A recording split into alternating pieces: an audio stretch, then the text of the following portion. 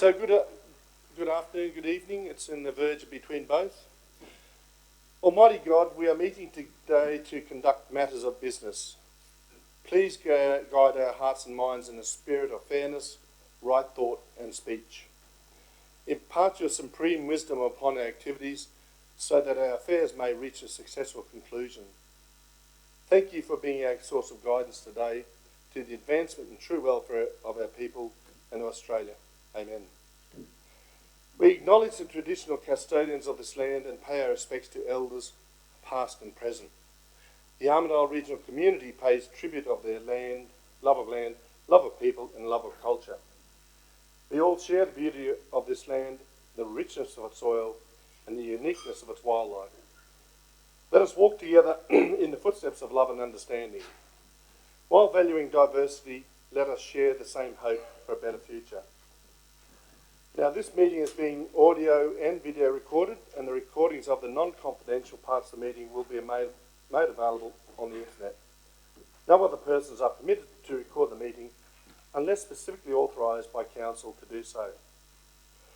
May I ask people to turn their mobile phones to silent or off, please? And for people having your say, all speakers are requested to ensure that comments are relevant to the particular agenda item. The chairperson may withdraw the privilege to speak where a speaker makes personal remarks or criticisms or uses abusive or inappropriate language.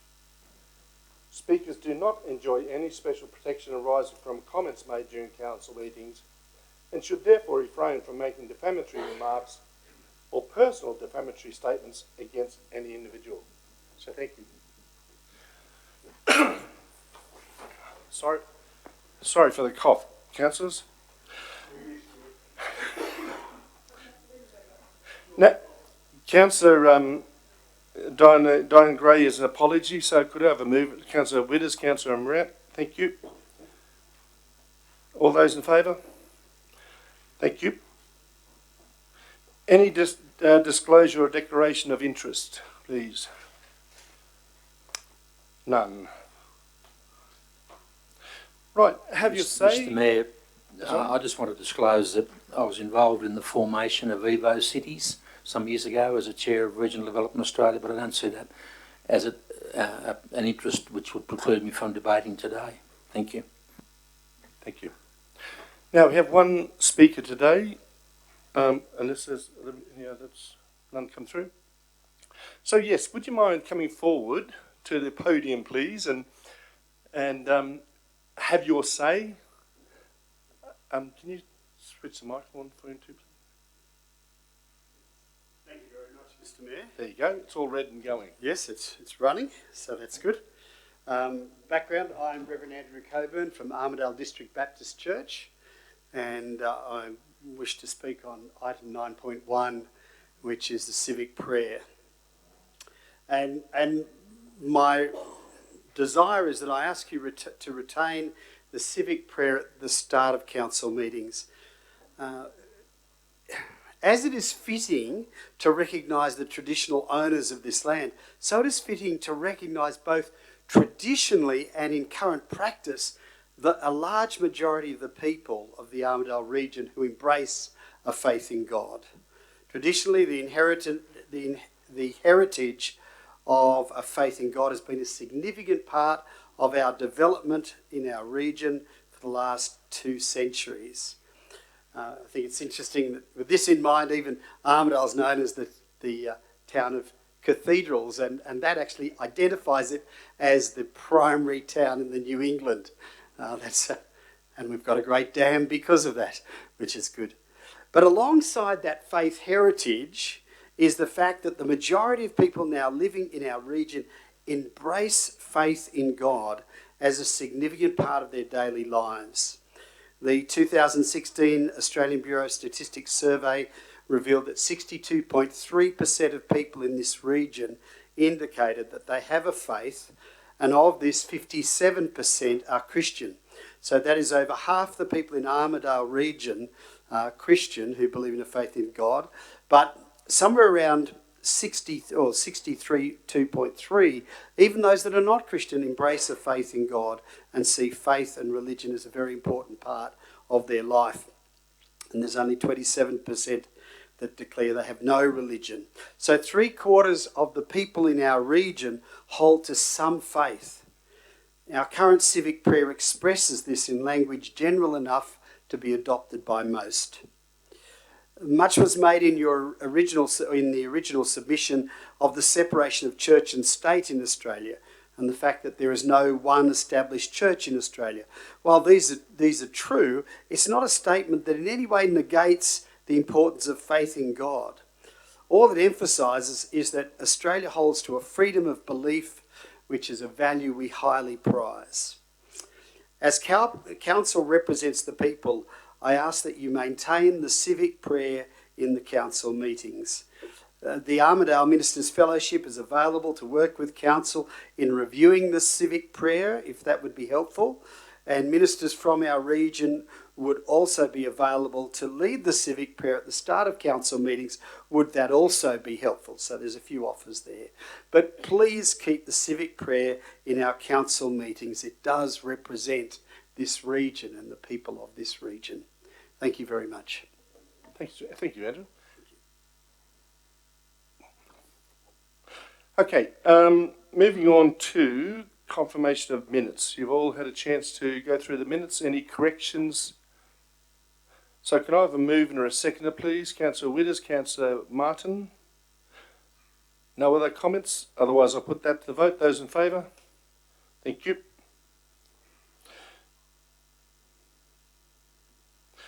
Now, there's a mayoral minute in the supplementary agenda. Can I have a seconder for that, please? Councillor Murat.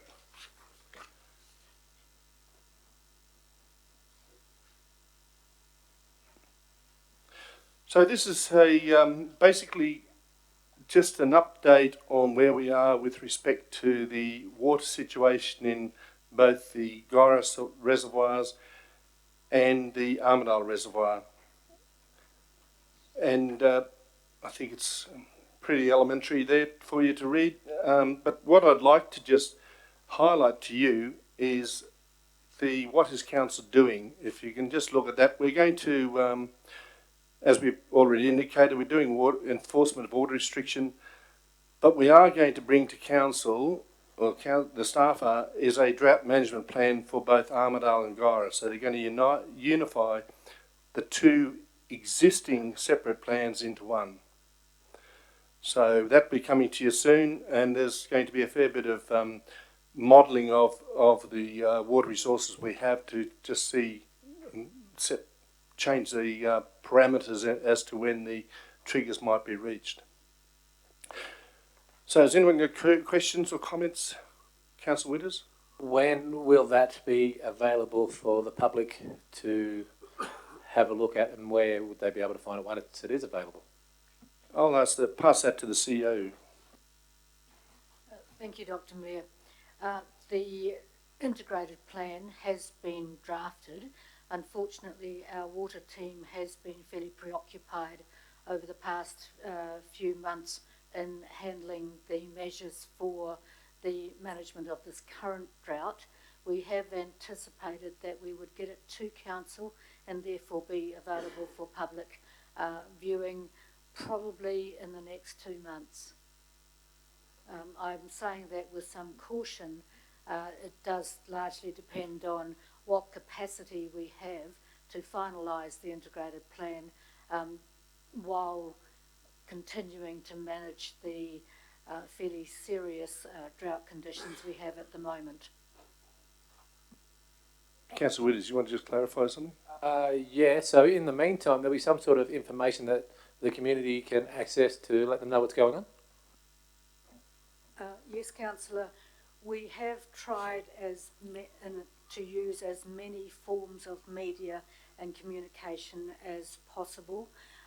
Certainly there was a leaflet dropped to Guyra residents when Guyra moved on to level 3 restrictions, and we're now looking at a full postal drop for both Guyra and Armidale in relation to the level 4 restrictions.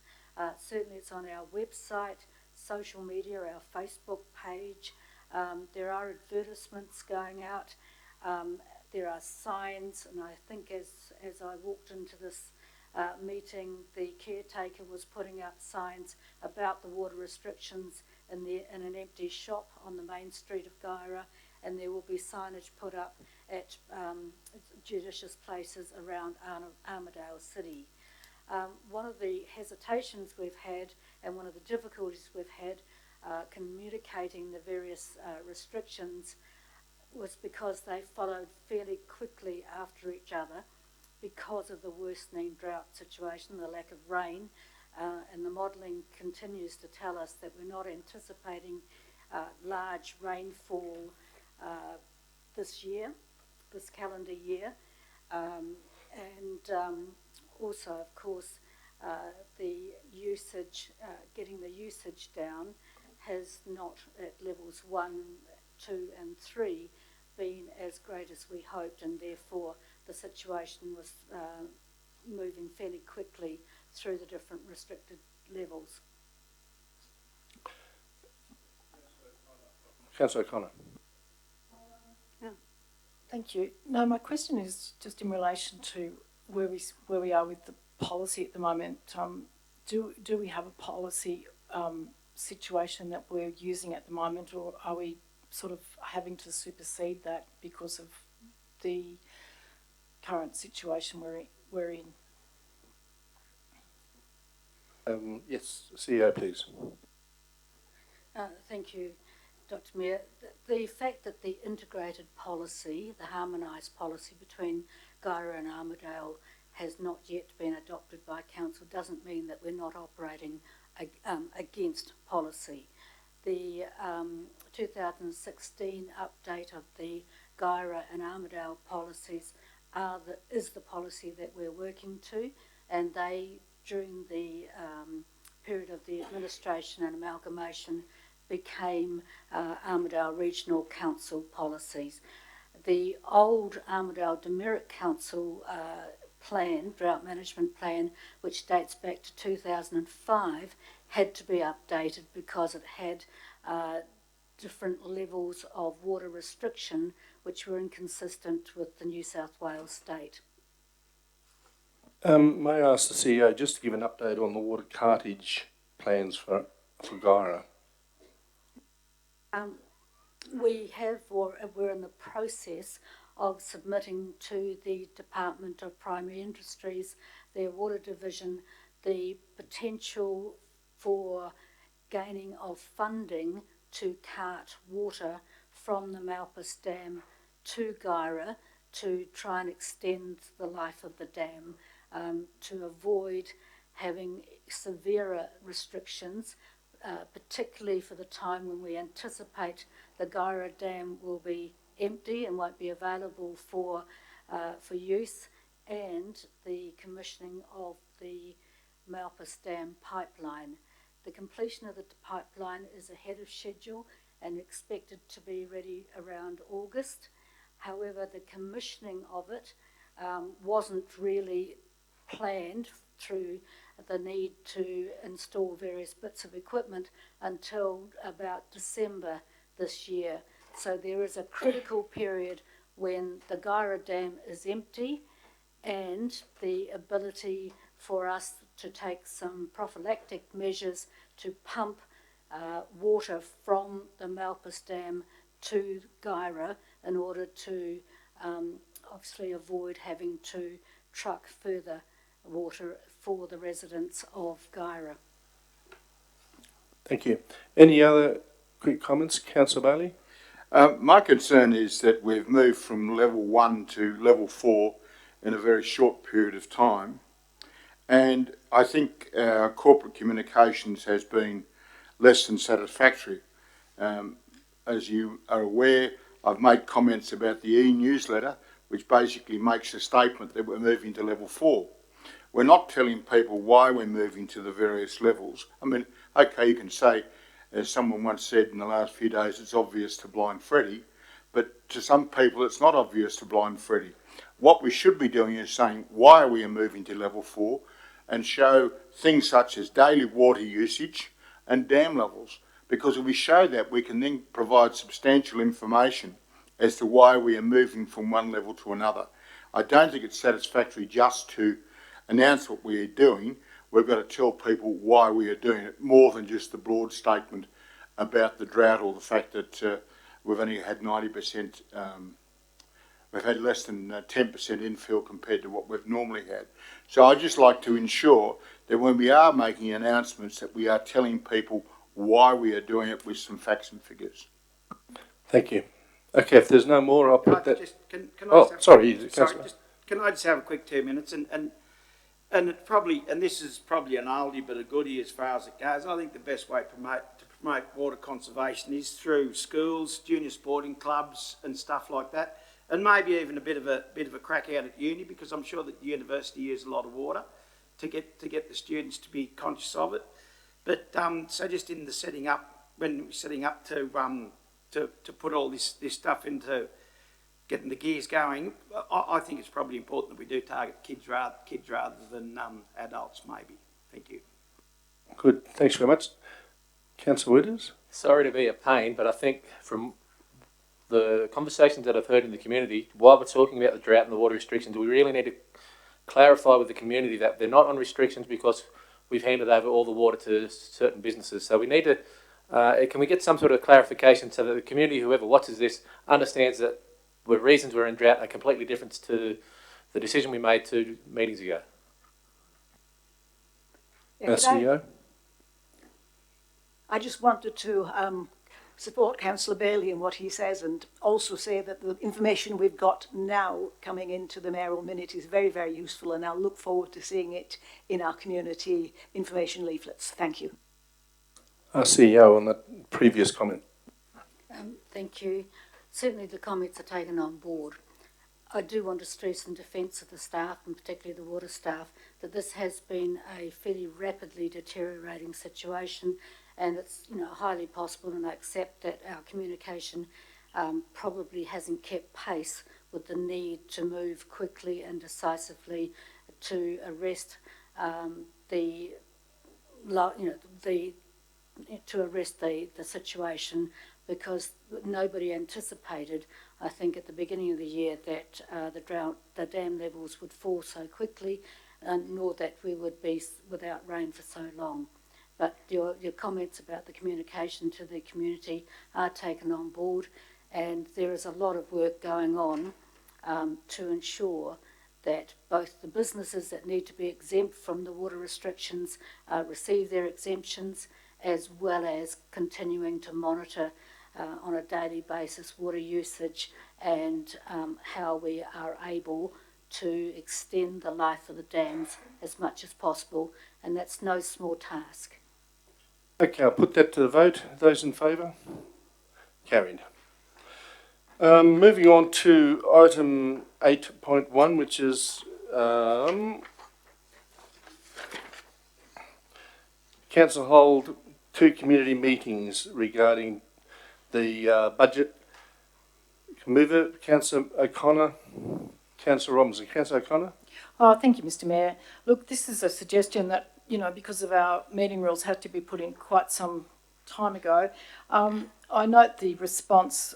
The suggestion for those listening is that council hold 2 community meetings during the period of our budget exhibition, so that both people in Armidale and people in Guyra can conveniently attend these meetings and talk with staff and get a little bit more information about the budget process. I think this would be establishing a really good process and a good precedent going forward. Look, I note the staff's response in the agenda, which is that there's the proposal for a meeting by invitation at Black Mountain. Look, I am grateful for that response, but I've lived at Black Mountain for quite a number of years in the past, and it's basically on the edge of both places. It's not really convenient for either, and I would still press the motion as it is written, that we actually provide a meeting, a public meeting. I think the idea of invitations is excellent, but I don't think it should be a closed meeting. To those people who already have a strong connection to council, I think that this is a really important matter for the whole community, not just about this budget, but understanding what our budgets are, what they do, and engaging the community more in that process. And I think with great respect, yes, we're one local government area, but we have two very important and quite different centres, and that's why I'd be pressing that it be a meeting with invitations, but open to anybody, any of our residents who would like to attend. Maybe they could RSVP or something, or put in a, but nevertheless not restricted to those people that are invited only, so that everybody in our community has a chance to understand the budget process and to ask questions. And I do recall that this was done during the phase one of the merger process, because a lot has happened to our community in the last 3 years since these two communities have been merged. And I really think it would be very helpful to allow anybody who wants to, and to alert those who've been identified in their staff response, to attend those meetings. It's not going to cost us a fortune, but it's an incredibly important part of our engagement process to allow people to come and talk about the budget process. So that's why I put this motion up. I applaud part of the recommendation, which is that, we, as I've said, that we do invite certain people, but and alert them to it. But nevertheless, I think it should be open to anybody. That's why the motion's there, and I really appeal to my fellow councillors to support it. Councillor Robertson. Yeah, well, I note the management comments that the plan aims to maximise community awareness and feedback to the draft 2019-20 operational plan and budget, and maximise community understanding and support for the adopted plan and budget. But at the same time, I recognise that public consultation should be about consulting the entire community, all our residents, and making sure that everyone who is affected has an opportunity to comment, not just a select few. Management's proposal to have a meeting in Black Mountain is an interesting idea, but so is a meeting where 79% of our residents live. We have to accommodate the majority as well as the entire community. If most people live in Armadale and 75% of them do, then we should at least be holding one meeting in Armadale. And I also note that I took an oath of affirmation that I would undertake the duties of the Office of Councillor in the best interests of our community. And the budget is one of the most important decisions this council will have to make. I really, really want to do a good job and base my decisions on information and knowledge, including the benefits and costs of each proposal to the community and what the community wants and considers important. And I really don't believe that the current proposals for communication will allow me to do that. I therefore urge all my fellow councillors to support this proposal and urge management to work with councillors so that we can really undertake our duties in the best interests of this community. Speaker for the motion, Councillor O'Brien. Yeah, I actually think this has some merit, some merit, because I think there's some rather major decisions being made in the budget in terms of our response to grant funding, which will have a huge impact on some of the services and some of the expansions of services. We might be surprised about what people will be willing to wear in terms of the budget if they think these services are important enough. So we don't really know. I know a lot of the decisions we make thinking, and I definitely understand and support the CEO's important role in making sure we balance the budget, but there are models in which our consultation with the community may bring up some, I suppose, community ideas about what priorities they would wish to proceed with that may affect the way we do things. And as a councillor in the community can take responsibility for that, and I suppose let the CEO off the hook in terms of the very difficult job she has to do. So I think it has merit getting other people engaged, getting the people engaged, and having a look particularly at some of those grant projects that have been withdrawn. Thank you. A speaker against the motion? If there's not, I'll put the motion. No. Oh, sorry, Councillor Bailey. I'm sorry, I can't agree. We don't watch the state government or the federal government go out and conduct public forums on their budgets. And if 30 people turn up to the town hall for a meeting about the budget and 20 turn up in Guyra and make recommendations that are, or suggestions about the budget, are we really to take notice of 30 or 50 people out of a total population of 30,000? I think we are elected to make a decision.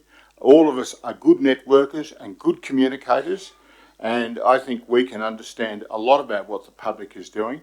I think it would be unfortunate if we delay the process and give people unfortunate expectations, because I'd be reluctant to support 30 or 50 people turning up to the meetings to change our budget.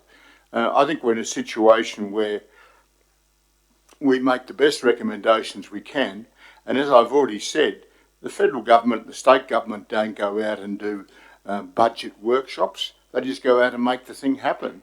And I think we've got to take the same sort of leadership.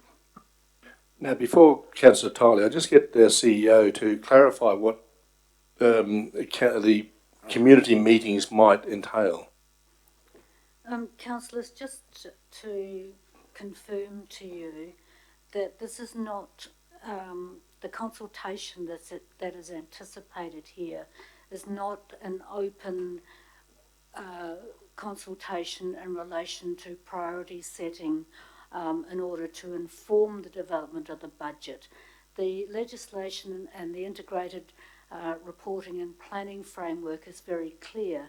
The budget is, as presented to the public, is your budget, and it's the opportunity for the public to be informed about it and to provide input, but it's not an open a start again for your budget process.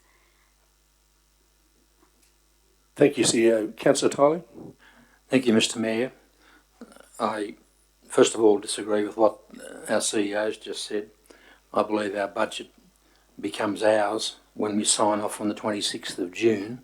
It's a draft at the present time. It's not set in concrete. I also disagree with Councillor Bailey's view, and I'll explain why. I think that the communications and engagement plan for next year's op plan and budget is good as far as it goes. However, in this respect, it's restrictive, and there could well be perceptions of secrecy, of elitism, if we don't allow the general public the opportunity to engage. And that's what we're talking about. We're giving them the opportunity. What have we got to hide? We should at least provide that opportunity, even if there may be poor attendance. I conducted 2 such public meetings in the 2 years that I was administrator. They were well attended, and there was some valuable input. We don't have a mortgage on all the good knowledge. There's some very good people out there that can contribute to and aid our decision making. So I believe that the council needs to be very public, to be open, to be transparent for all and sundry interested persons. Thank you. Councillor Witters? Alrighty. Alrighty, a few concerns about this. First one is the timing.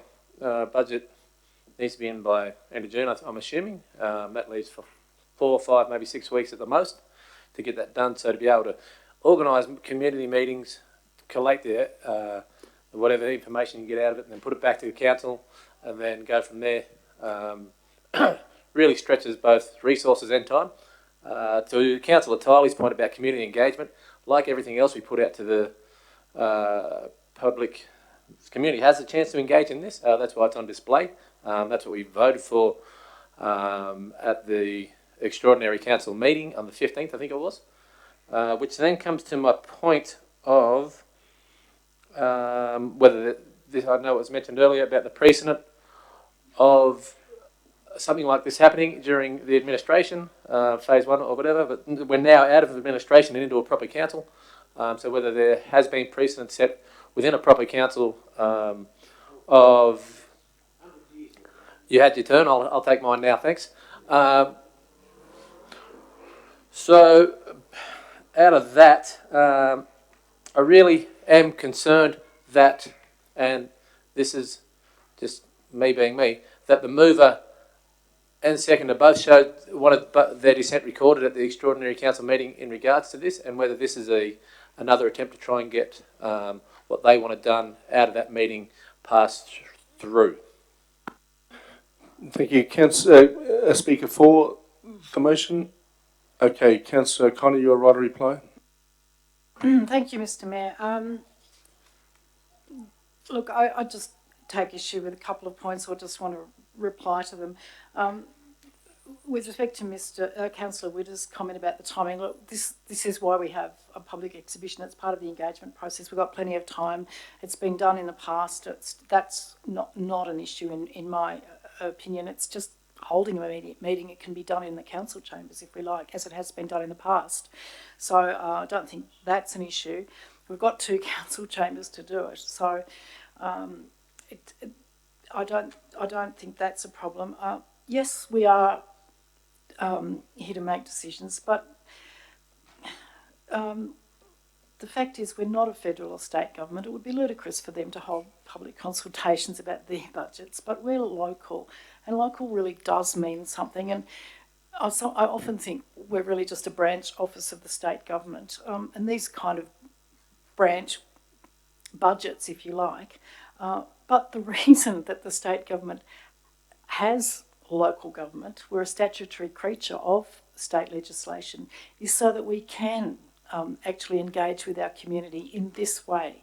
It's really, really important that on the ground we exercise all the opportunities, as Councillor Tiley has mentioned, to engage with our community. There are great ideas out there, and what do we lose by making it possible for our community to come and talk with us and with staff about their ideas?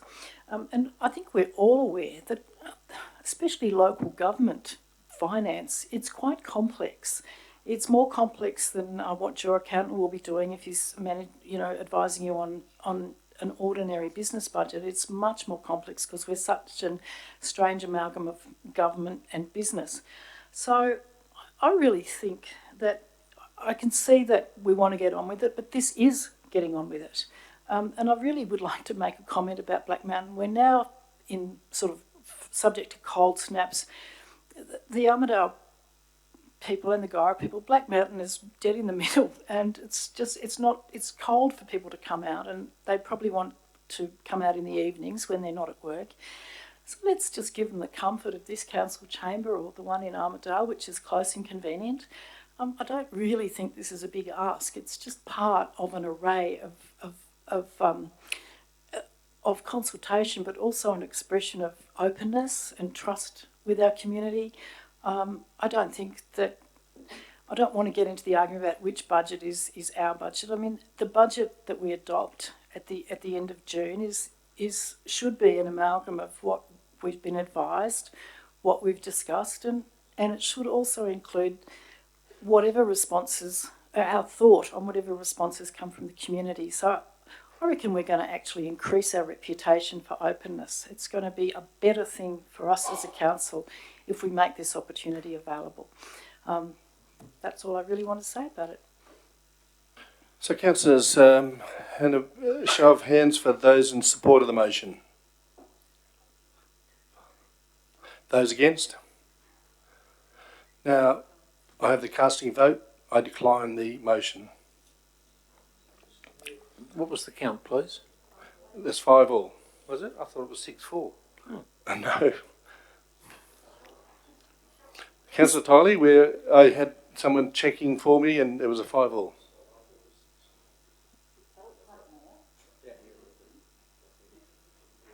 Could I Okay, have, moving on to... Excuse me, Mr. Mayor, could I have my my vote recorded, please? Yes, you got that. Moving on to 8.2, another motion. Councillor O'Connor, do you want to move this? No, I'm actually wanting to withdraw this and the subsequent one, 8.2 and 8.3. Sorry, you want to... Withdraw this motion and 8.3 as well.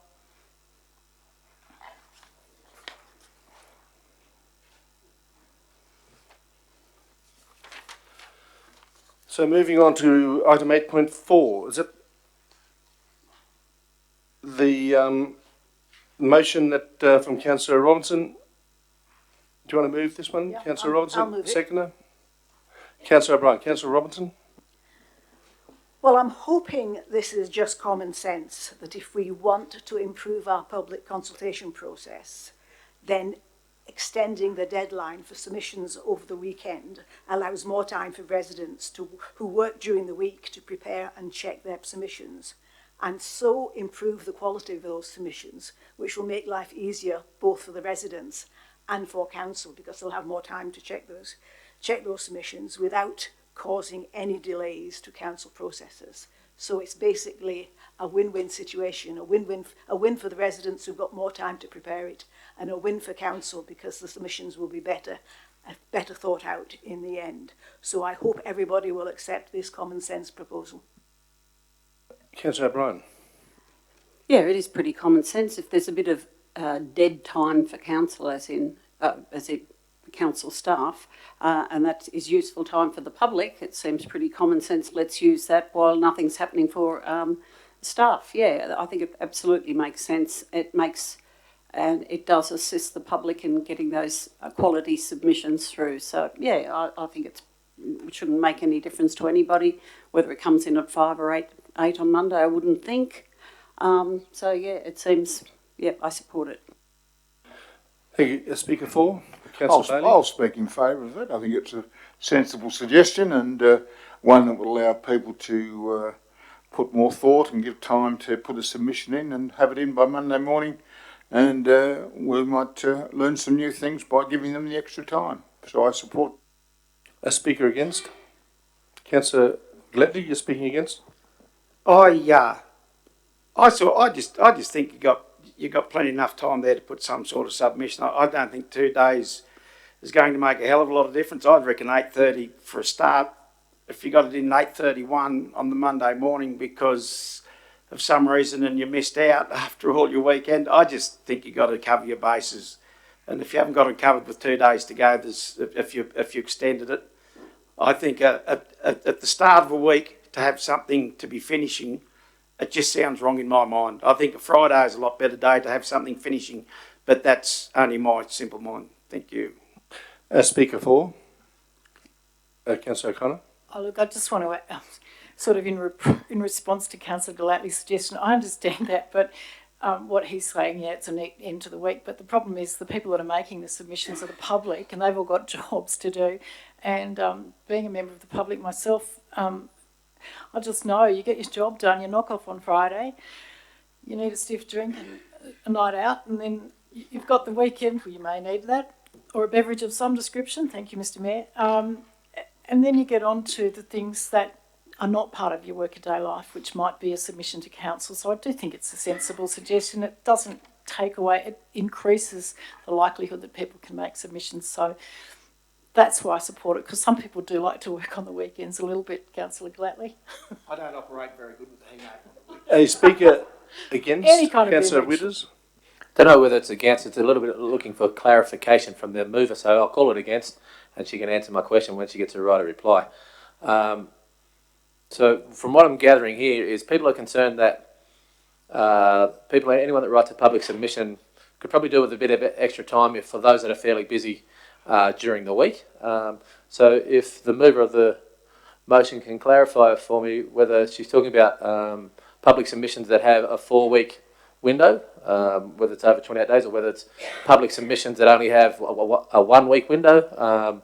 So whether, I'm not quite sure on why an extra 2 days, if something is out of public, needs an extra 2 days, if it's got 28 days or whatever. So I'm just worried about the time on which public submissions and what the time frame is with there, because I agree sort of with Councillor Gillespie on if they've got enough time, if it's 28 days, there's 3 weekends straight away, that 3 or 4 weekends they can use. So Just some clarification from the member would be great. Thanks.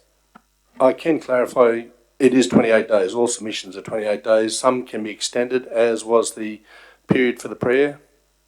That was extended, but generally 28 days is the standard time. Anyone wish to speak for the motion? Okay, Councillor Robinson, right to reply. Yeah, well, I can confirm, and having in the past done many submissions, I usually find that the weekend before the weekend, if there is a submission coming on the Monday morning, then the weekend before is the time to get everybody together and make sure we've all looked at it. We may be working on the submission before that, and sometimes, because quite often you'll find that groups of people want to prepare submissions, which means that you've got somebody to prepare the submission, another person to read it, and another person maybe to hold a meeting of a community group to discuss that submission. And it's amazing how quickly 3 weekends go when you've got lots of complicated issues, for example, and the example I used in the draft was the green print, where there was also great confusion about when the deadline actually was, whether it was the 3rd of May, whether it was the 3rd of April, whether it was a Wednesday, whether it was a Friday. And I think that sort of confusion doesn't help either. But the whole idea was, if the submission is due at 5 p.m. on Friday, it's not really going to cause anybody in council who's any council staff any grief, just to have it till the Monday morning. And if that happens, then it's better for the people who are working on those submissions, because they can think about it, they can discuss it, and have an extra valuable weekend, which is 25% of the time. And council will excuse me, Councillor O'Brien. We'll get a better submission in the long run, so it's a win-win situation that I hope we'll all support. Reminds me of first year university students madly trying to get their assignments done. So a vote of hands for this. This is extended as in the motion. Those in favour of the extension? Those against? The motion's carried.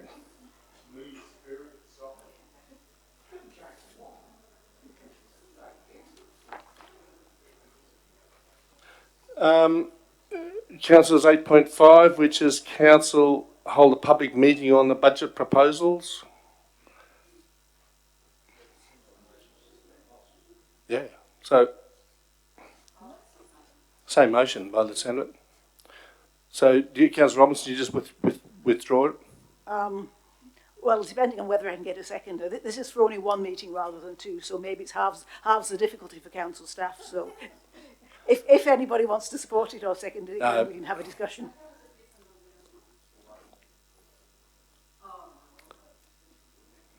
So withdrawn, Councillor Robinson? Second, then it will be withdrawn. Okay, withdrawn.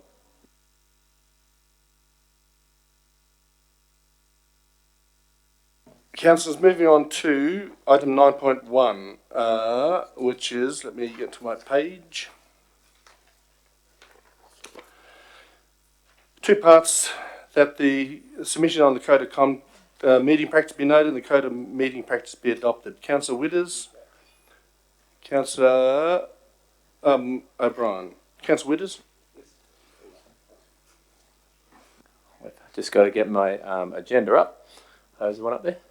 Alrighty, Code of Meeting Practice. 2 months ago I spoke fairly extensively about it and wanted it to go out to public submissions. I note that, as is in the report, there were a certain amount of submissions put in. I'm assuming around about 30 from memory. Anyway, someone can clarify that for me. I'm a little bit concerned after all the chat we had about the Code of Meeting Practice and every single change that certain councillors wanted to be put in, that the only submissions back that we got were on the civic prayer. Now, again, on the civic prayer, I know it's a very divisive issue, so I'm going to have my say on that, because it's around the in around at the same time as what acknowledging country is. So here's my point: 100% of the time on council meetings, you're going to be on traditional land and to acknowledge what land you're on.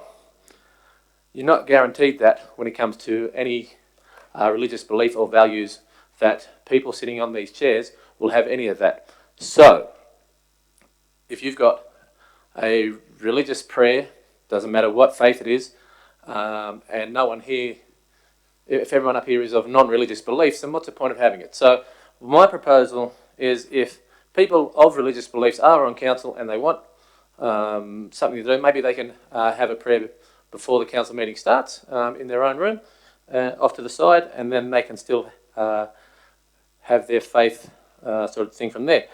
Where affirmation is, no matter who sits here, everyone is under the same banner with an affirmation. We're all doing it from there. So I want to put it out to the floor, and then I'll come back and reserve my right of the reply. So, Councillor O'Brien. I think the beauty of Australia is that we are free to believe whatever we want to believe, and there is no state-sanctioned code of beliefs. That's the beauty of this country. And I think those countries that do have this do not have the peaceful stability and freedom that we have. And that is a heritage that's probably more precious than any other buildings or any other heritage we have. The freedom to believe what we wish and to not have to follow one particular state-sanctioned religion. But it's not just our heritage here, it's also the kind of country that we have become. The kind of country we have become is a more inclusive one. And that is what we seek to do with our laws and our policies, is to ensure that everyone in this country is included. Regardless of what they believe in, regardless whether they believe in nothing. They are all included and they all belong to this country. So in our processes and our political processes and in council, it's very important that we represent all the people in the community, that every single person here belongs no matter what they believe in, no matter what their background. We as a council have a duty to represent the whole diverse numbers in the community, and that is actually one thing we promise to do. It's one of our duties. That means that some groups are not more important than others. I understand it's very tough when people don't hold dear something that you hold very dear. I understand that. That is really, really tough. But in a democracy, you cannot impose your beliefs onto everybody else. It's a tough thing to accept, and we all have to accept it. So I think part of our important heritage is not to enforce religious practices on civil institutions, and I would not be supporting that. I suppose in response to the acknowledgement of country, I think this is part of the inclusiveness. Since colonisation, these are people that were excluded from their own country, and that we have an obligation to compensate for that, and to also to ensure that these people are constantly acknowledged for the, I suppose, the robbery of their country. It's an entirely different thing than talking about a church which has been powerful for a very long time. I would not be supporting something which I suppose enforces one set of beliefs on a community with a wide set of beliefs, including those who have no religious beliefs, because we are meant to be an inclusive council. So I will not be supporting including any religion or prayers at the beginning of council. Thank you. Councillor Connery, do you wish to support this? So I'm looking for a person wishing to speak for the motion. Oh. So, sorry, I wish to speak for retention of the civic prayer, but support of the retention of the civic prayer is actually not, it is not part of this. This is, you'll be speaking against it if that's the case. So is there a separate item about the civic prayer? This is the affirmation is what is on.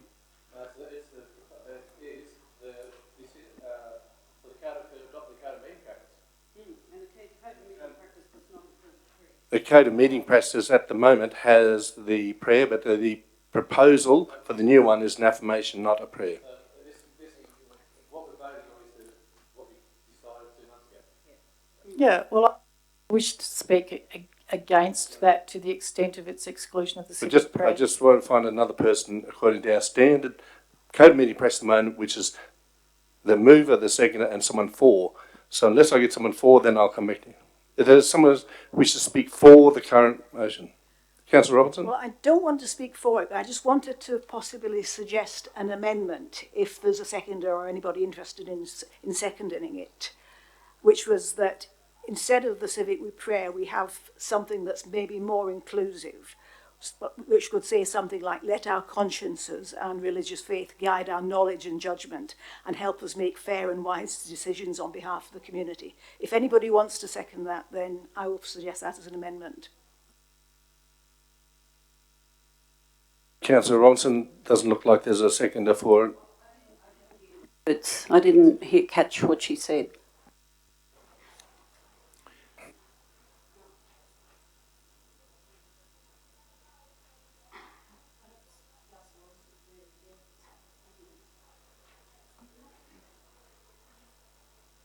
Councillor Robinson, can you read that again for clarification? Yeah, it was just that I've been listening to the submissions, and I think it is my duty, despite whatever my own personal beliefs are, to listen to the submissions. So I thought something like, let our consciences and religious faith guide our knowledge and judgment and help us make fair and wise decisions on behalf of our community.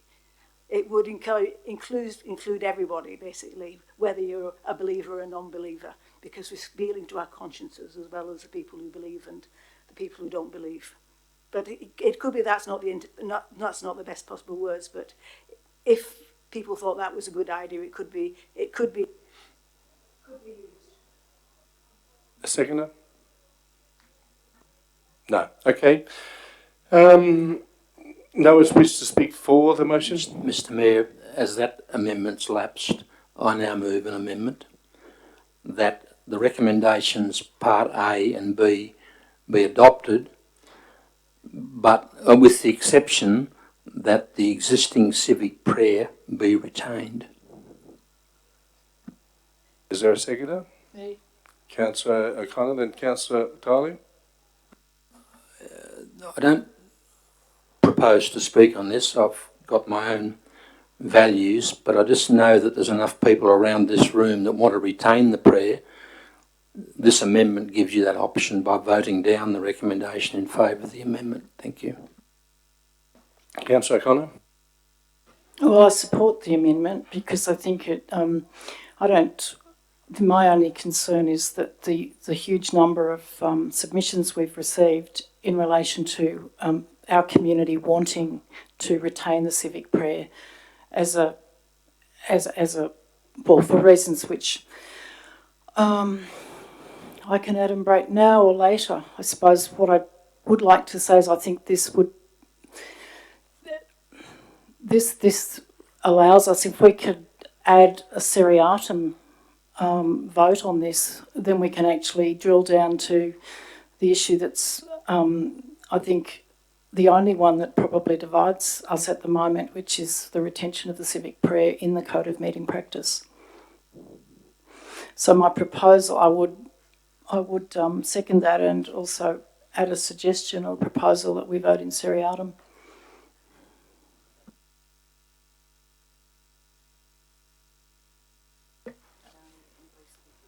So we've got an amendment up there, so I think we have to vote on as it is up there, which is A, B and C. Can I speak in favour of the amendment, please, Mr Mayor? Yeah, I'm just clarifying. Yep. So, speaking for?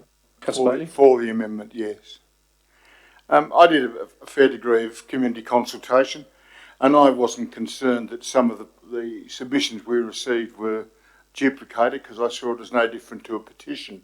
Lots of people will sign a petition in a belief system, and they will be signing because they believe in what the petition is saying. So I don't have a problem that people were copying submissions. That's the first point. Secondly, I had a discussion with some members of the Muslim community, and they have asked that the civic prayer be retained. They might come forward with the Minister for Eternal in a future time to amend the words, but they were comfortable with the civic prayer and the principle of a civic prayer. So it wasn't just limited to Christianity, it was also the Muslim faith the same way. So I don't have a problem the civic prayer is a very general sort of prayer, and I think if we accept it on the general spirit that it is, we'll be no different to what the federal parliament and what the state parliament do, and both of them have a civic prayer. They don't choose to opt out because of a particular belief. I don't judge people when they come to me on issues as to whether they voted a particular way. I take them on their point of view and I make representations on their point of view, whether they be a Labor voter or whether they be a Liberal voter or whether they be a National voter or whether they be an independent voter. And it would be exactly the same in terms of the civic prayer. I don't care what the people are, and it's only a belief system. And I would be comfortable also to suggest that if certain senior council staff or senior councillors are uncomfortable saying the civic prayer, I'm sure there's enough councillors around this table that would be happy, like myself or Councillor O'Connor or Councillor Tiley, to say the civic prayer if other people are uncomfortable at saying the civic prayer. So that's why I support the amendment. A speaker against the amendment? Now, the Councillor Widders and Councillor Bryan, because there's an amendment, you can speak against it. Right. I'm a speaker against the amendment, and just to clarify, I still have my right to reply at the end of all this too. Awesome. Okay. Again. Well, if this, You just got excited. I can speak against the amendment and then have right to reply just before I waste my turn to talking. Yep. Well, that's the way the rules run. Councillor By the Tiley. sound of it. And again, my mic's on to, how about we show the respect for what colour the mic is. Also, so.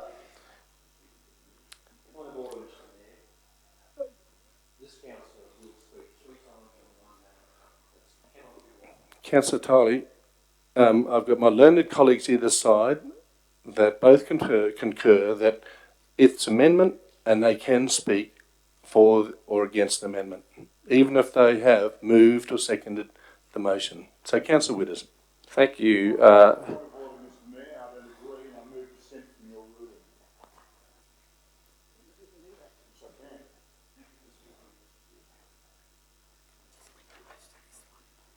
Well, we'll just wait for clarification there before I move along, but otherwise I'll wait and come back later. Councillors, we'll just have to sit here for a minute while we get clarification. Fair enough.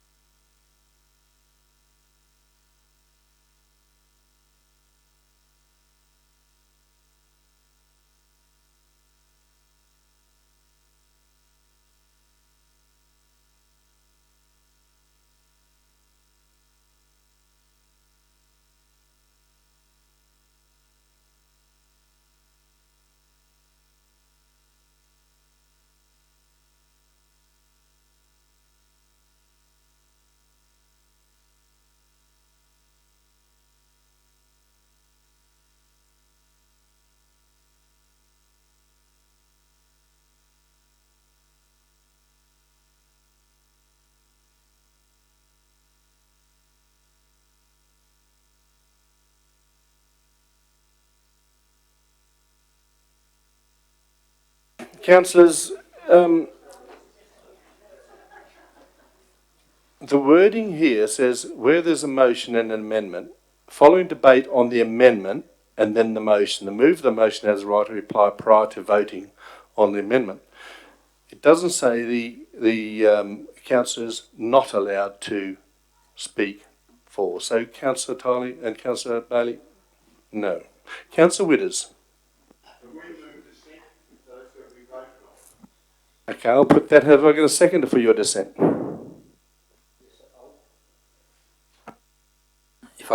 I'll second it. I know that. So, a vote for those who, what is it? Dissent. Dissent from my ruling. Those in favour of dissent.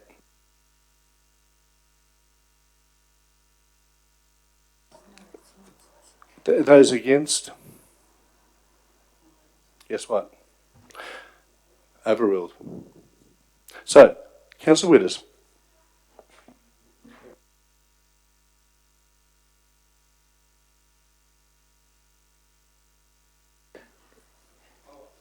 Mr Mayor, the tradition is you speak for the motion, against the amendment, or for the amendment, against the motion. In that sequence. Councillor Tiley. He's already spoken. I know you've did it. Councillor Witters. So, Councillor Witters, sorry for the delay. No worries. I'm in no rush to go anywhere. I enjoy my time in the beautiful town of Guyra. Right. So, since this is against the amendment, I'll speak against the amendment and say whatever I needed to say in my right of reply for then. Having listened to what people have said about the amendment, again, they're talking about this council, people on this council. What this decision is to do is for future councils and for everyone else. And as I said earlier, we can't guarantee that everyone that sits on here that will be voted in by the community will be of religious faith. Now, there's always the option to have the prayer beforehand for those who, as one of my learned colleagues to my right said, that there may be staff, there may be councillors that want to have a prayer to make sure that they, within themselves, feel enlightened by the power of God or whoever they believe to. They can do that before the meeting, as was suggested earlier. One of my concerns here, and I wrote it down about the motion that Councillor O'Connor removed, was it's a section of the community looking to put in something that suits their beliefs. Councillor Robertson, sorry, Councillor Witters. Again, enjoying my time in Guyra, so I can take all day. And this could be down the rabbit hole, but it would be very interesting to see if those pushing for this motion now, based around their own personal beliefs, would have the same thing if this was under, how do I put this without sounding rude, if this was another religion looking to put their religious affirmation or prayer before the council meeting, how the people who are up for it now, that want to keep it, whether they would have the same values and beliefs. What we need to do is take out all of that, give people the opportunity if they want to say a prayer, do whatever before the meeting. They can do it in a room to the side of the council chambers, or they can come in before the meeting starts, do their prayer. But in regards to being involved in the meeting, an affirmation, again, no matter who sits on here now, 10 years, 20 years time, sets and creates everyone equal and allows them to be able to do their piece. Thank you. Okay, Speaker for the motion. Mr Mayor, I would like to propose an amendment at this point to the amended motion.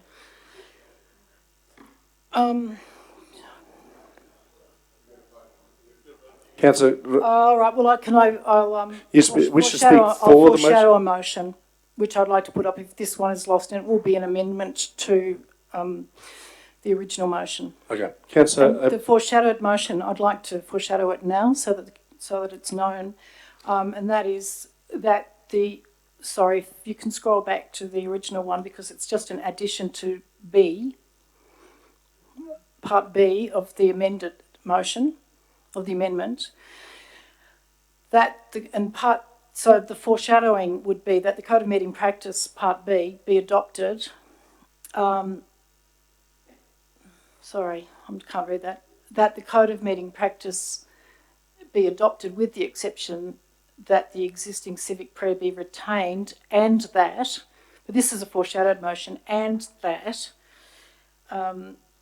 further consultation occur with representatives of other faith groups in the Armidale regional community to settle on a faith-inclusive civic prayer.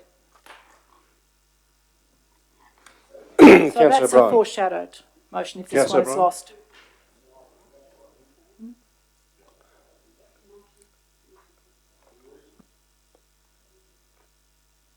Okay, this actually fits quite well with even with the foreshadowed motion.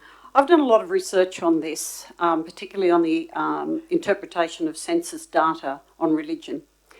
And the greatest division, the greatest number, or the greatest group, if you like, amongst religious divisions is the non-believers. So none of these people who are speaking are taking into account that the largest group of people who are those who do not have any religious beliefs. Okay, and they've discovered this because many people from, say, Catholics, which, you know, I'm one of those, are more likely to say on the census that they identify as Catholic, but that is more of a cultural identification and not a religious one. So when they've uncovered that aspect of answering that question, the fact is most people are non-believers. So to have a religious procedure, if you like, in council, or a process in council, is an imposition of belief over widespread, not just other faiths, but people who do not have a religion at all. Yeah, we're talking again on this. He did. It's a,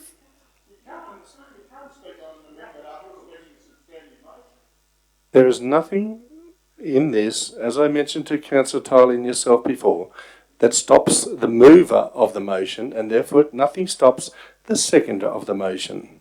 So can we just let Councillor O'Brien present her argument? Thank you. You can't shut me down, Councillor Bailey and Councillor. I've got things to say. And by the way, if it helps people imagine what it would be like, and I've said this before, we all have our very strong beliefs about how the world should be organised. I do too, okay? I would like to move a motion, perhaps, that we all stand up before every single council meeting and sing Solidarity Forever, because I believe it is the union movement that has pulled us out of poverty and has created the greatest democratic process of all time. So, okay, if we're going to impose any particular belief, I want to hear Solidarity Forever. Thank you. Councillor O'Connor. Thank you. Thank you, Mr Mayor. I would like to speak in support of the amendment as it currently stands. Look, I really do acknowledge Councillor Witters and Councillor O'Brien's contribution. But I think the big mistake that's being made by them, with great respect, and I sincerely mean great respect, is that this is not about us. Being on council is not about us. I am a committed Christian, and in fact that's the reason why I ran for council in 2012. But my argument today is backgrounded by my personal faith and conviction. But the reasons that I feel I should speak, and the legitimate reason why I should speak today, really is nothing to do with my personal faith. It is to do with my responsibility to our community.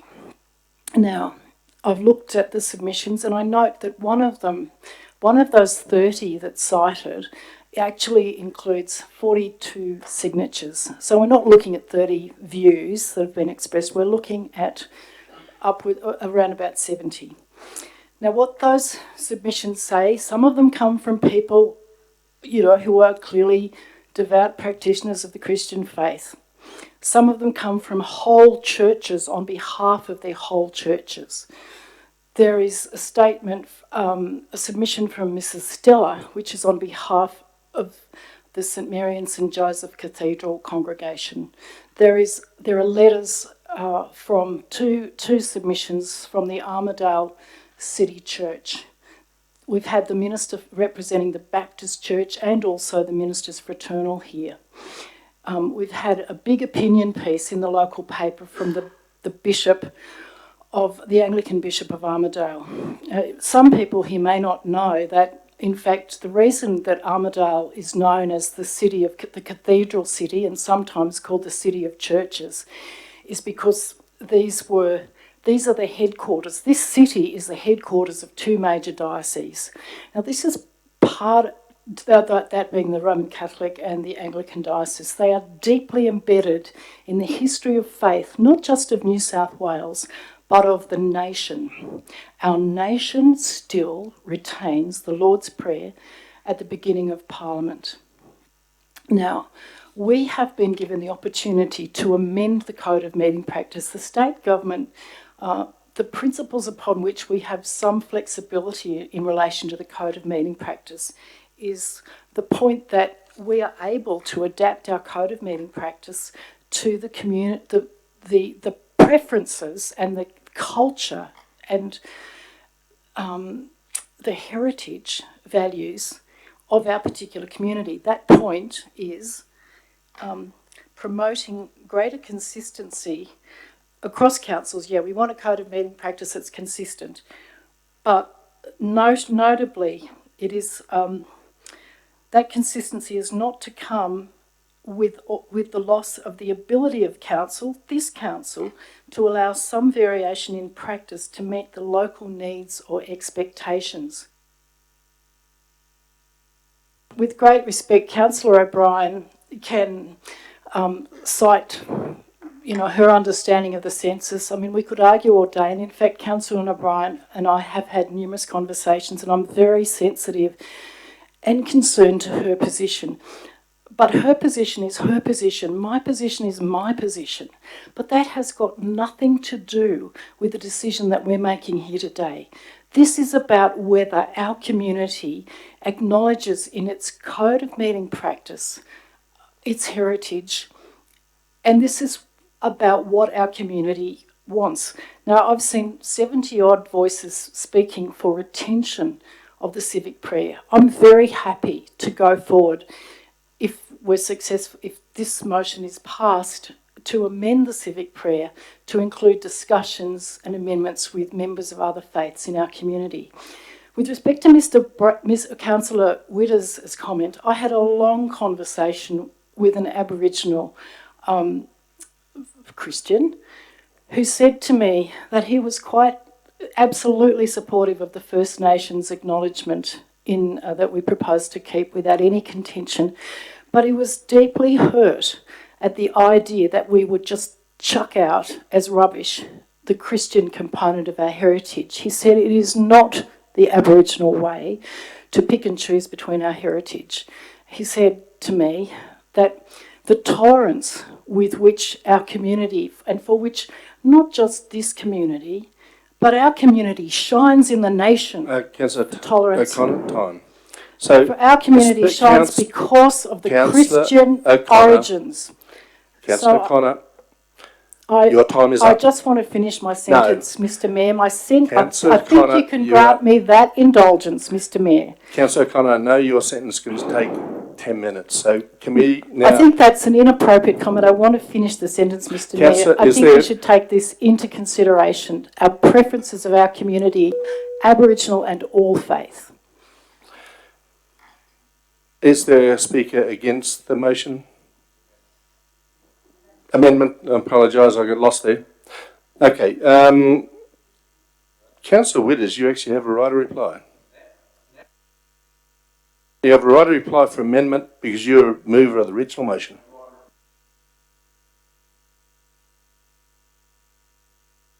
No. Bless my cotton socks, eh? Get another chance to talk. Right.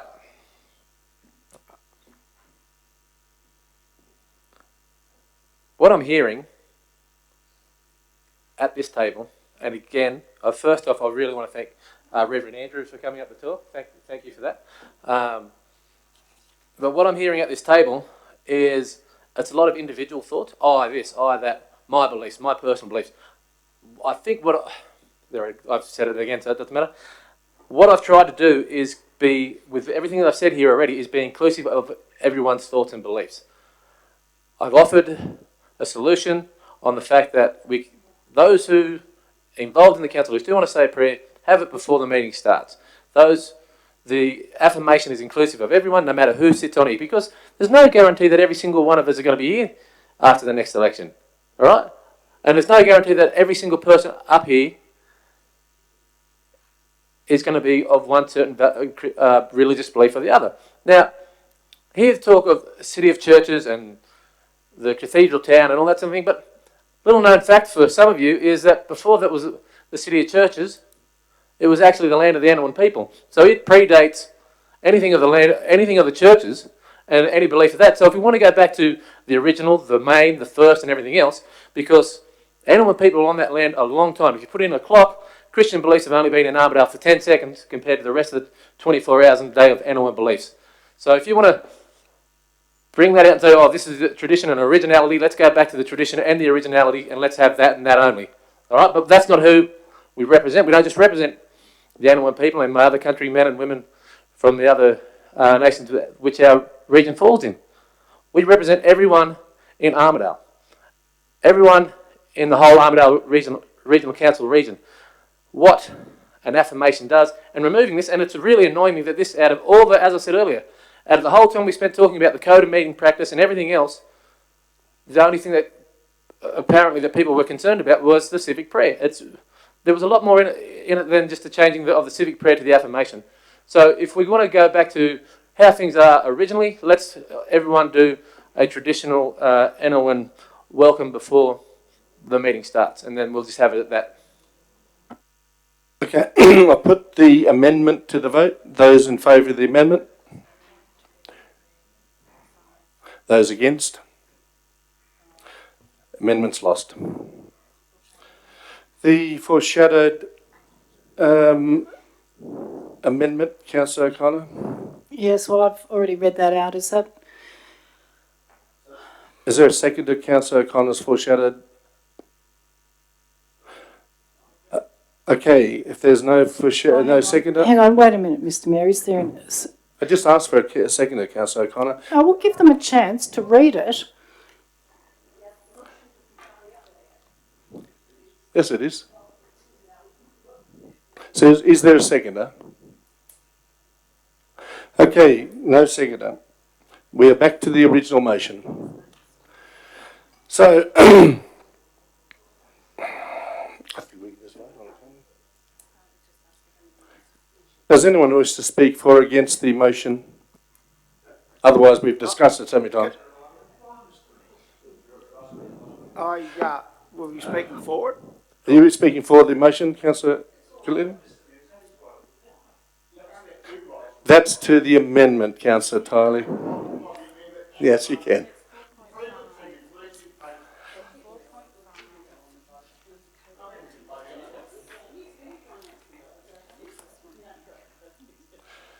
Where there's a motion and an amendment, following debate on the amendment and then the motion, the mover of the motion has the right prior to voting on the amendment taking place. So the amendment has taken place because he spoke. So he now has a right to reply yet again. No, he has a right to reply because we're back to the motion. So, well, I'd like to speak to the motion then, or against it.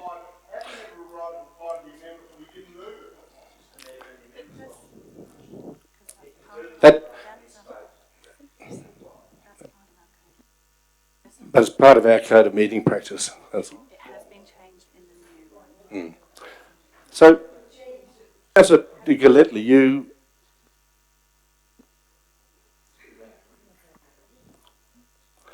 This was speaking for the motion.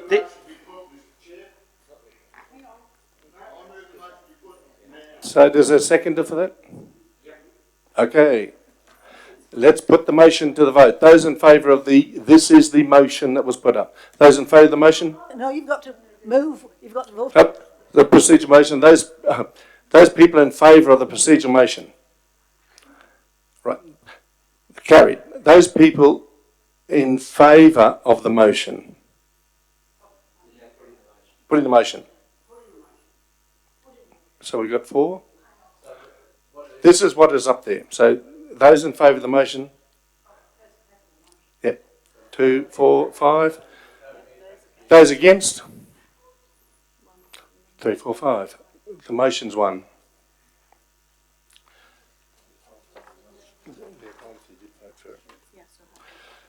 Item 9.2. Can I have a mover and a seconder, please? Councillor Witters, Councillor Martin, Councillor Witters? No, nothing. Councillor Martin? No comment, thanks, Mr. Mayor. Anyone wish to speak for the motion?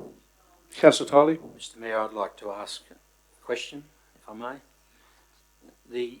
First of all, convey appreciation to the staff that we're now in surplus on a consolidated basis at the end of June. That's great.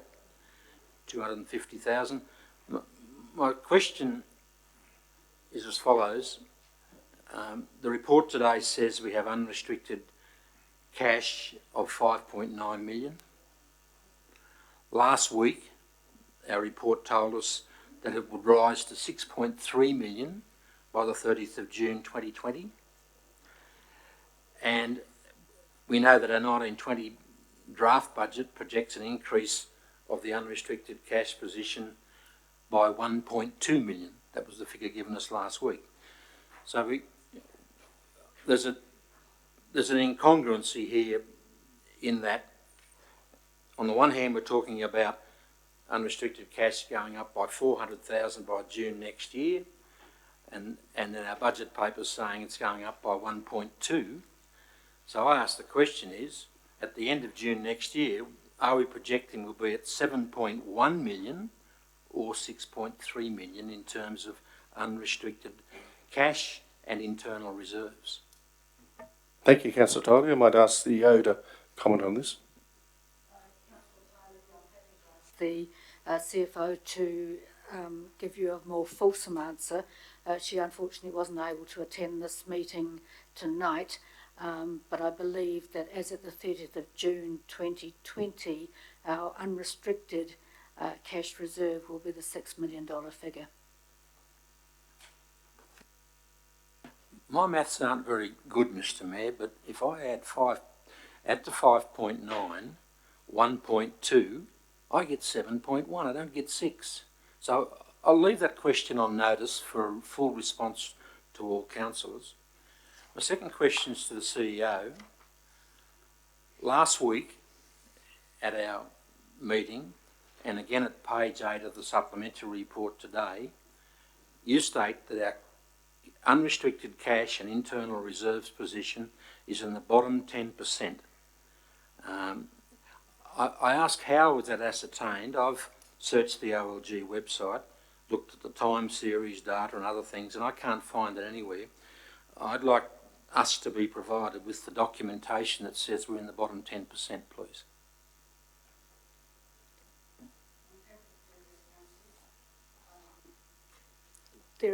The information has been provided by T Corp, which shows that our unrestricted cash reserves are in the lowest 10 percentile.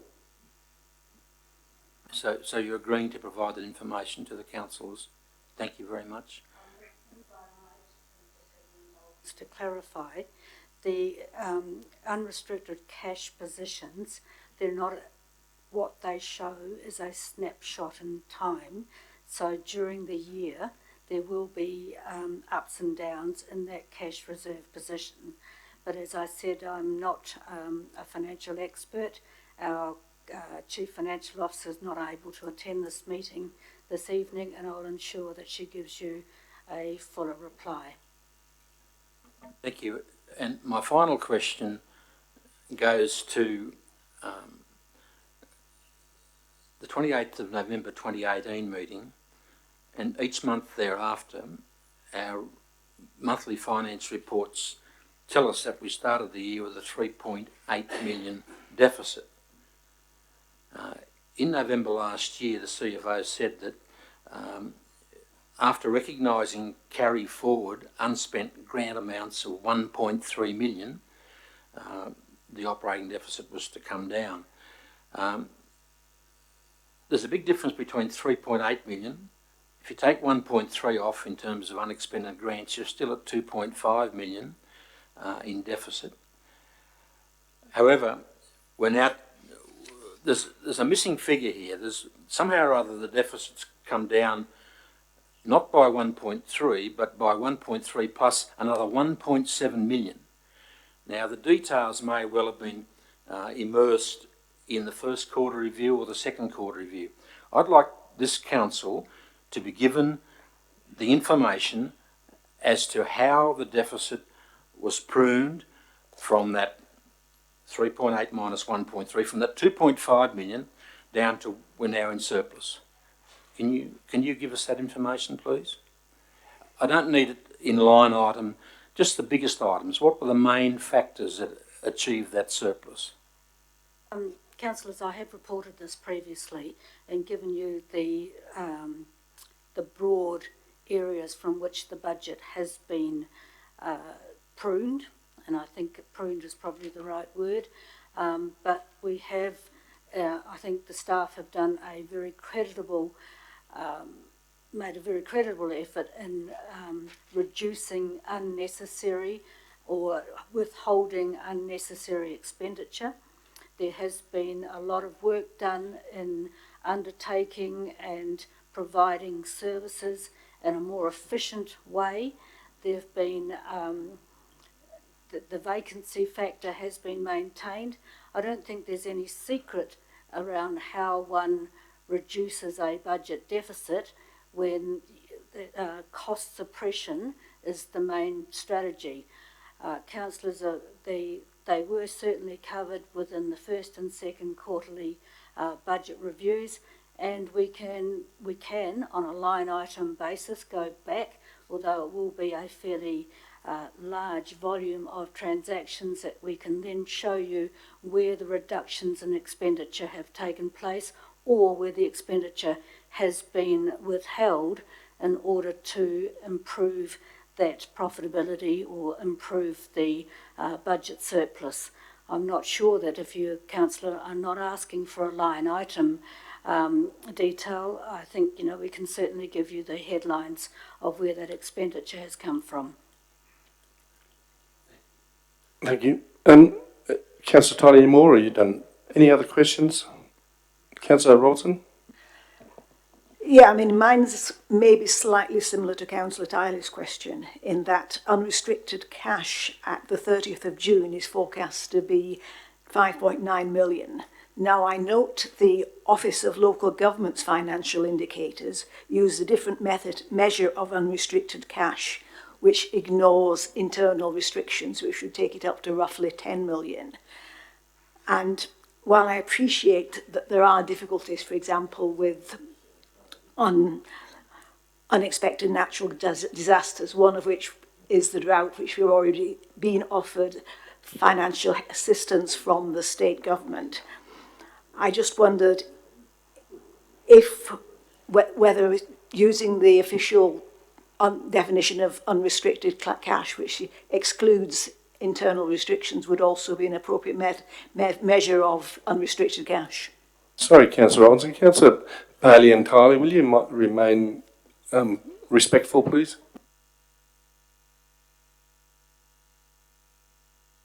Yeah, Councillor Robinson, we'll take that on notice. Okay, anything else? Otherwise, I'll put that to the vote. Those in favour? No one's really disagreed with it. They've just asked questions, so I'll just put it to the vote. Those in favour? Those against? Carried.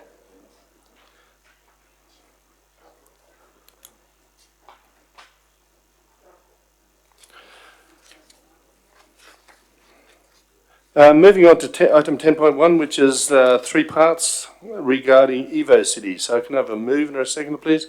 Councillor Bailey, Councillor Morat. Councillor Bailey.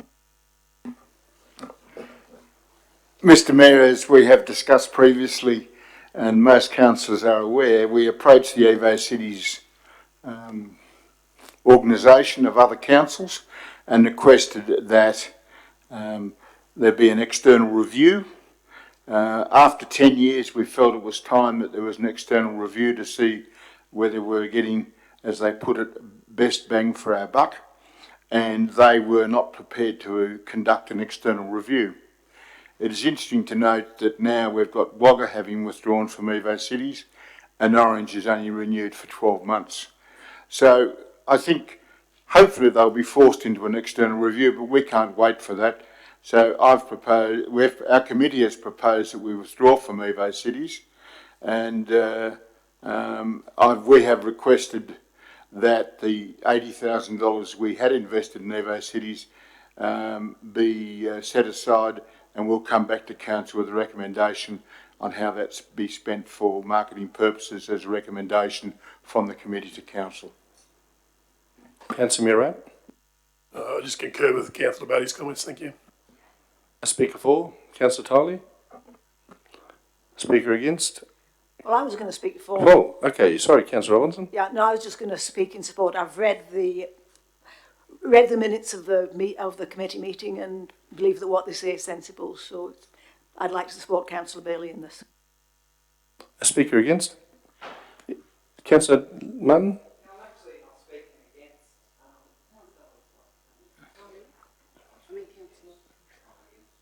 Oh, okay. You can go again. I was just going to note that I didn't think the committees were actually allowed to say what they wanted the money to be spent on, that would be a decision on council. That was just a comment I wanted to make. Councillor Tyler, you wish to speak against? Mr Mayor, I have sympathy with the motion, and ultimately I my vote for it. However, I think this is a circumstance where the case for staying with Evo Cities. When you're ready. You ready? Thanks. Goose gander. The first thing I believe the case needs to be put as to why perhaps Evo Cities is worth staying with. I regret the paucity of information before us in today's report on which to base an informed decision. It was an Australian first when in 2010 7 leading regional cities in New South Wales formed Evo Cities, and we were one of them. The Evo Jobs website was launched in September 2010. Evo Cities is a very well recognised brand. It's been successful by any measure. There have been over 2.46 million sessions on Evo Jobs. The average number of sessions exceeds 18,000 per month. There are over 1,000 employers and agencies registered with Evo Jobs. Over 49,500 job vacancies have been listed on Evo Jobs since the launch. The Evo Cities campaign is aimed to change perceptions of life in a regional city and to encourage people to live, work and invest in an Evo City. It showcases the abundance of opportunities in the Evo Cities due to their lower cost of living, strong career and business opportunities and enhanced lifestyle. And they say that living in an Evo City means less time commuting, working and stressing, and more time for families to enjoy. Presently, Evo Cities is advertising 24 jobs in Armidale. This is updated daily. They're now advertising 2 positions for the council, plus positions for Costas, the UNE, the hospital, TAFE, AVPMA, Robertson Morrow and many more. This alone, in my view, is value for membership.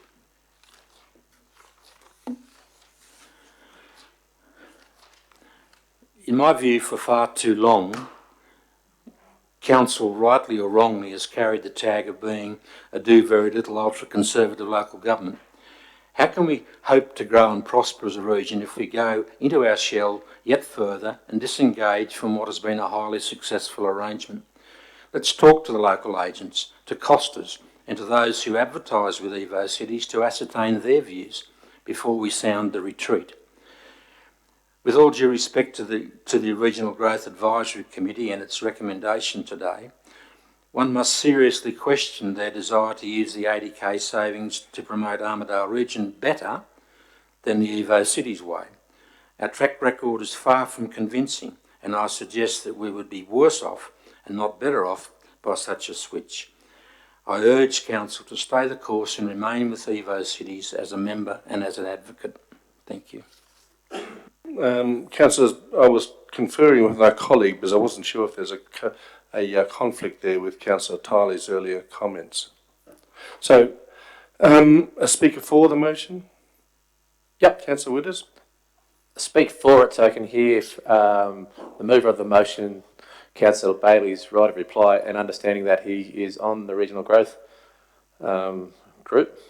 But I appreciate Councillor Tiley's thoughts as well about jobs being advertised and whether we are getting our value out of Evo Cities by staying with them. And I know also appreciating Councillor Martin's point on committees can't dictate to council what to do with money, but I would like to maybe in his reply hear some of the recommendations that the Regional Growth Committee are thinking of in regards to if council says, okay, with your 80,000 you can show us what to do. So if in his right of reply, if Councillor Bailey can sort of enlighten us a bit more on what the plans, if given some pocket money, the Regional Growth Committee might do with it. Councillor O'Connor, you wish to speak for against the motion? Against the motion at this stage. Look, I pretty much concur with what with what Councillor Tiley has said. I have on previous occasions been fairly concerned about the size of our contribution to Evo Cities and the return on investment for Armidale Council, Armidale Regional Council, Armidale Demerit Council before that. But each time I've been persuaded to support our continued membership of Evo Cities for the reasons that Councillor Tiley's set out. We're part of a group. Now, if that group is crumbling, which may be happening, given what Councillor Bailey has suggested, we're in a position to either support its continuation or to kind of speed up its disintegration. But the major point I want to make is that, as Councillor Tiley has said, there's very little upon which we can make a sensible decision in the briefing papers that we have. I really do object to any committee of ours more or less assuming the right to dictate policy, and this is a pretty important membership that we've had for a long time. I think we should be given a lot more information because it's this group of 11 or 10 as we are today that has to make the decision, and we need that information. As Councillor Withers has just said, he's looking forward to a bit more information in Councillor Bailey's right of a reply speech. So at the moment I'm inclined not to support this, not because I don't necessarily agree with it, but because how can I make a sensible decision without proper information? And this is a plea for us to be given sufficient information to make a sensible, balanced decision on sufficient information so that we can make those sensible, balanced decisions. And I agree with Councillor Martin's point. It's not for a committee to then advise us as to how the money should be spent. It just isn't. So at the moment, I just regret the fact that there's such a paucity of information. But and I would also like to say in support of Evo Cities, it was a good inland club of councils, perhaps lacking a bit in responsiveness to its members, and has always been the case that they lack that, but they do come around in time.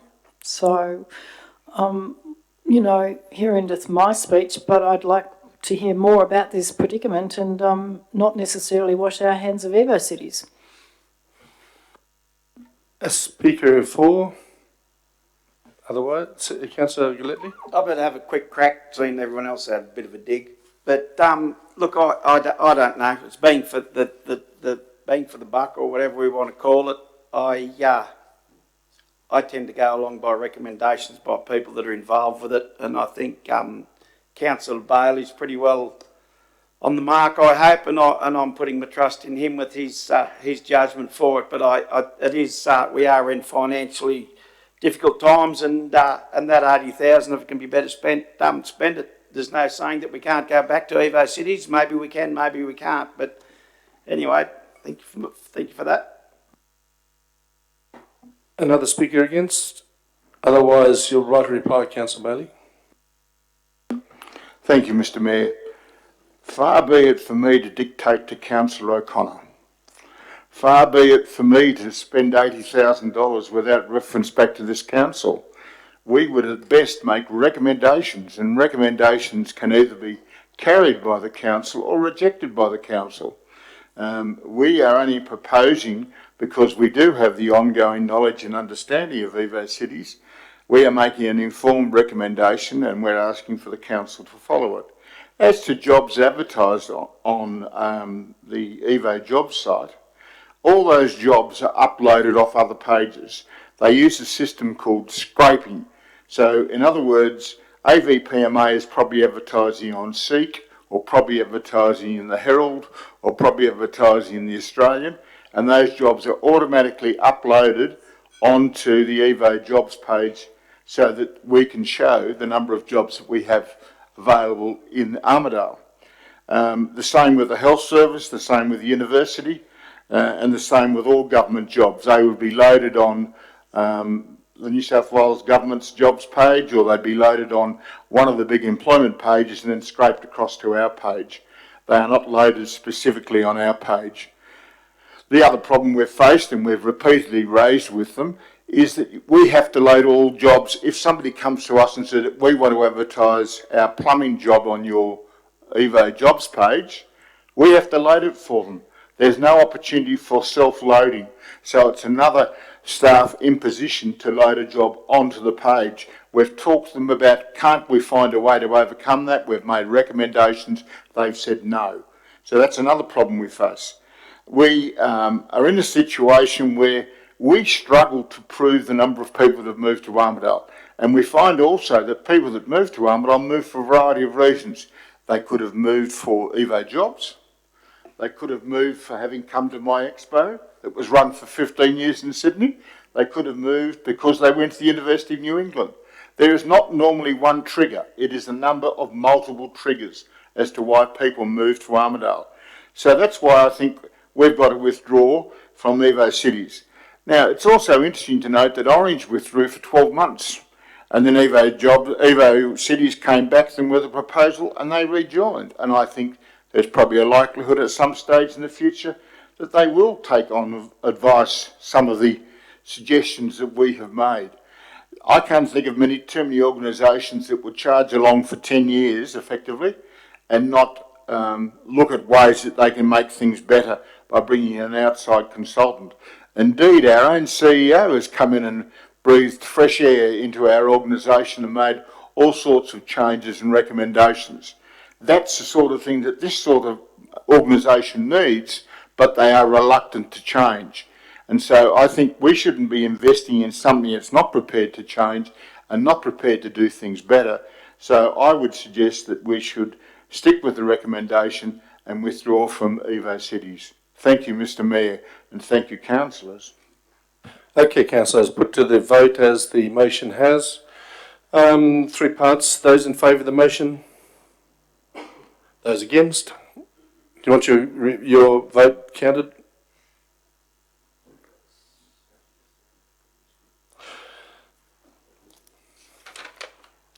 Item 11.1, this is a 3-part again about planning proposal for draft amendment. Can I have a move and a second? Councillor Murat, a seconder.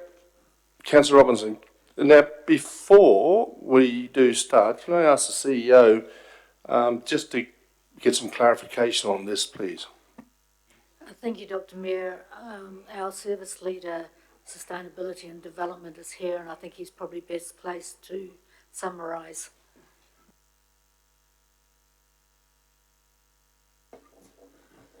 Thank you, CEO. Thank you, Mr. Mayor. Essentially, this report, as you can see, had a recommendation that was done in 2016 by previous council, and that was a resolution for council staff to prepare the planning proposal, which is in the attachments. The resolution before you this evening is to request a gateway determination from the Department of Planning to now start the next stage of the planning proposal. So that's essentially where we're at this stage. The main reason it's taken so long to come back is dealt with in the report, but it's essentially we were seeking some pretty extensive legal advice over how council came to own that land and whether council had the legal ability to sell it on if it so chooses to in a future point in time. I hope that answers. Any questions? If you don't mind, just in case there's a question or two, any council got questions? Well, thank you very much, Mr. Ambrose. So, Councillor Murray.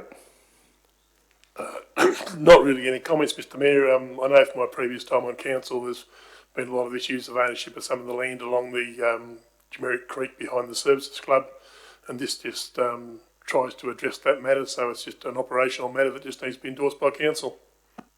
Thank you, Councillor Murray. Councillor Robertson. Yeah, I remember the workshop where we, or at least the closed council meeting where we discussed this, and I believe it is time to put on public exhibition. So, hope that's what everybody else agrees. A speaker for or against? Okay, I'll put that to the vote. Those in favour? Carried.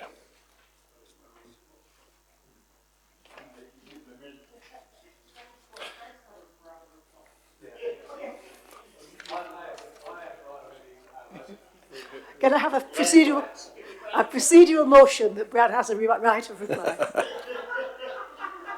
So, councillors, moving on to 12.1, which is plan of management for Pelora Aged Care Site. Can I have a mover and a seconder? Councillor Morat. A seconder. Councillor Martin. Councillor Morat.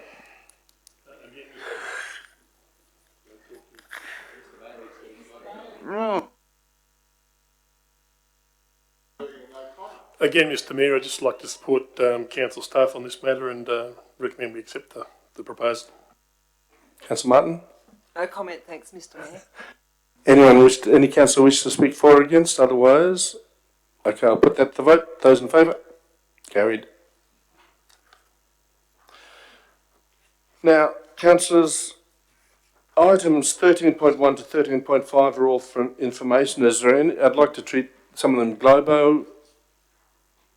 Is there any item that they wish to pull out? Councillor Tiley? Mr. Item 13.3, I have a question, please. Councillor Tiley, yes, I had the same one. So, any others? Can I have a move and a seconder that items 13.1, 13.2, 13.4 and 13.5 are treated in globo, please?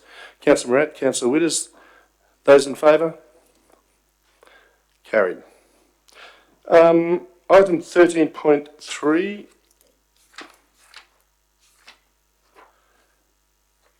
Council note the report on the Department of Planning's introduction of medium density housing code.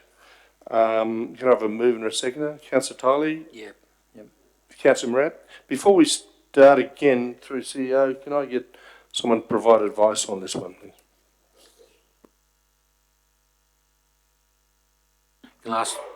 Perhaps if I ask my question, it's the obvious one. If we go to the key issues and risks on page 24, it says that applications are not required to be notified to the adjoining landowners, which may result in a two-storey building being erected on the next door property. That's got to send off alarm bells. That's just not the Australian way.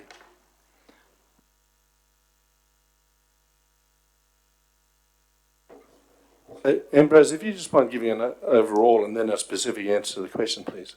Okay, so an overall summary of this is the Department of Planning has brought in a new section of the exempt and complying provisions to allow for what they're calling the missing middle bit, which is the bit between industrial and commercial exempt and complying development and single dwelling housing. So there was this missing medium density type housing provision or type of housing. It's really aimed at Sydney and trying to look at housing affordability, provision of housing quickly in the housing market to deal with the expanding population of Sydney. However, because it's a SEP, which is a state planning policy, it covers the whole state. The SEP is when you go and look at it, is a very prescriptive document that outlines a large number of criteria for developments of manor houses, dual occupancies, including 2 stories, that a development will need to comply with, must comply with. There's no merits assessment. It's not that, it's a little bit okay. It's absolutely, it has to be 1.5 or 6 metres, etc. Very, very prescriptive. But the applicant does not need to come to council to get that approval. Currently that requires development approval from council. Under this proposal they'll be able to use a private certifier. Currently we have a couple in the region, but developers will be able to use private certifiers. And yes, to your question, Councillor Tiley, they will not need to be notified to the adjoining owners. You're supplementary, therefore. Potentially, the owner of a single dwelling house has no right of redress if they lose breezeways, if they don't have that 3 p.m. winter solstice sun. They've got no redress. That can't be. I mean, if someone wants to build a 2-storey house in Armidale next to a single-storey building and they've got no rights of redress, that's not democratic. I'll try and answer that question.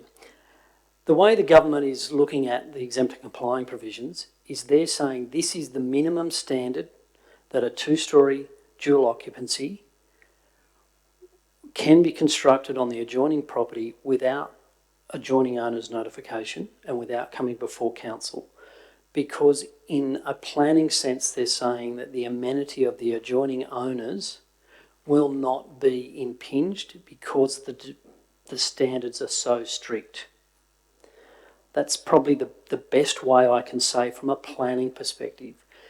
In the reality of planning, everybody's own perception of impact is very different from a planner's legal perspective of an impact. So that's really the difficulty and the reason behind this notation report is that people may experience a dwelling or a dual lock going up next door without being notified.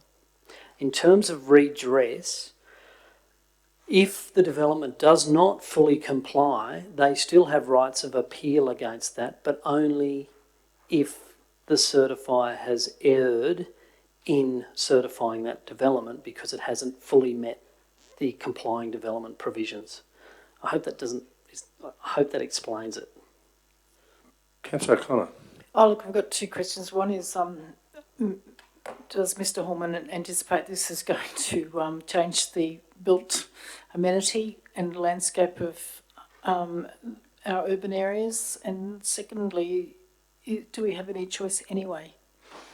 I'll just turn that up.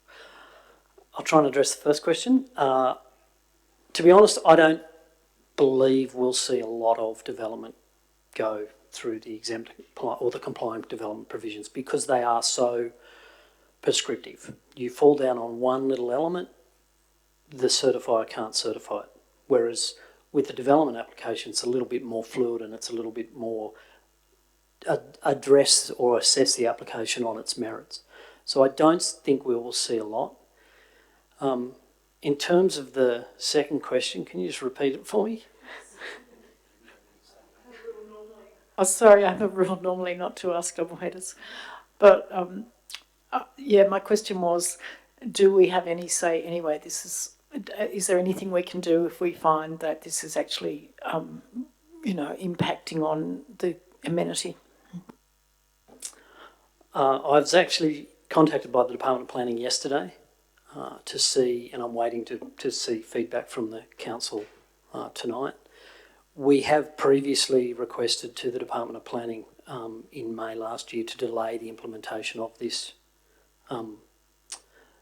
policy, which they have, but then just recently they've sort of opened that up again. There are a number of councils around New South Wales that are not happy with the medium density code. I think it's one of those things that it's whether you put faith in what the Department of Planning is doing in that prescriptive nature and feel that the amenity of the adjoining owners won't be impacted because the second story window needs to be set back 6 metres from the boundary, or to be frosted glass, or the seal height needs to be 1.5 above floor level, so very prescriptive. To me, I don't believe we'll see a lot of this type of development in Armidale and Guyra and Hillgrove and Ebor. Councillor Robertson. Well, a couple of questions. One was that one of Armidale's building codes at one point required 6 hours of solar access to the main living area. That presumably is not included in this exempt or complying development. And the similar question is, what about overshadowing of neighbouring solar panels, which could cost the owner of those solar panels a significant amount of money? Both those issues, or overshadowing and sunlight hours, are dealt with in the code. And there is very prescriptive requirements about maintaining the amenity of the adjoining owners and the impact that the new development can have, what we consider to be, what the department considers to be an insignificant impact. But it is, again, prescriptive, but it is dealt with in the code. And just a follow-up question is better than basics. Presumably there's no opportunity to do that. I don't think I've got enough time this evening to talk about basics. The basics are still a requirement of a complying development application. They still need to get a basic certificate as part of that process. Councillors, any other questions? Councillor Bailey? I assume, of course, that when people complain about a compliant development, because the private certifier mightn't have quite followed the rules, which we're aware that certain private certifiers are done mainly in Sydney, and we're forced to go out and check. We will, of course, be reimbursed by the state government for any licensing or checking that we have to do. Interestingly enough, there is a fee that the government has prescribed for councils to charge on complying development for compliance. However, it's not a simple admin process. It's still I'm not sure it's going to be cost recovery, to be honest. Councillor O'Connor. Oh, sorry, I just actually didn't really hear a response to my second question, which was, is there anything we can do about this if we're not happy? Certainly, if council's not happy, I've got to ring the Department of Planning back tomorrow and I can express council's views again. I'm not sure that the department will be looking at delaying the implementation. Ultimately, I would say no, there is nothing that council can do. If it's not this year, it'll be next year. If it's not the year after, at some point they will bring this policy in. You know, is it a sledgehammer for our region? It probably is.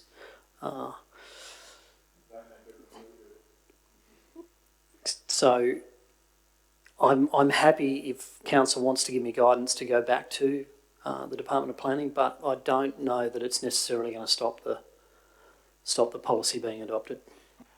I provide the following suggestion, that you examine, and you know well our residential DCP, where it's incongruent with the proposed new SEP.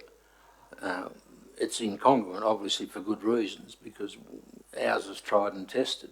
And things like, as I said, breezeways, light, winter solstice, and the things that Councillor O'Connor mentioned are all relevant. But we don't want to wake up one day and that proverbial sledgehammer is hanging over our head because Peter Bailey's got a 2-storey dwelling next to him and he can't see a thing. Thank you. Thank you, Ambrose. So, Councillor Tiley, this is your motion. In view of what's just been said, happy to note the item, which is that's the report on the Department of Planning's introduction, and that council staff be requested to convey to the department any issues or concerns where council's local planning regime would be at variance with the proposed SEP. that picks up on what Councillor O'Connor said. Let's do something positive. So, Councillor Murat, you happy with that amendment? Yes, Mr Mayor. Yeah, I'd like to, you've missed out SEPP in the end. Lucky I've got good lungs.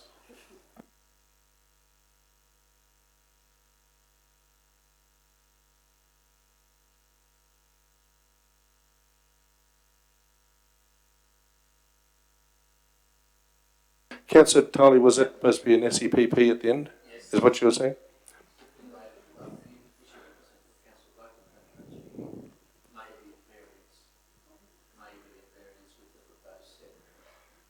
Can we be kept informed on this? Yeah. Councillor Tiley, you wish to speak to your motion, or just Councillor Murat? Speaker for or against? Otherwise, put that. Those in favour? Unanimous. Thank you.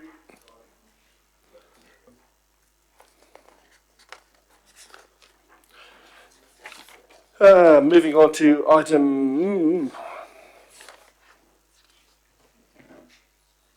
16.1.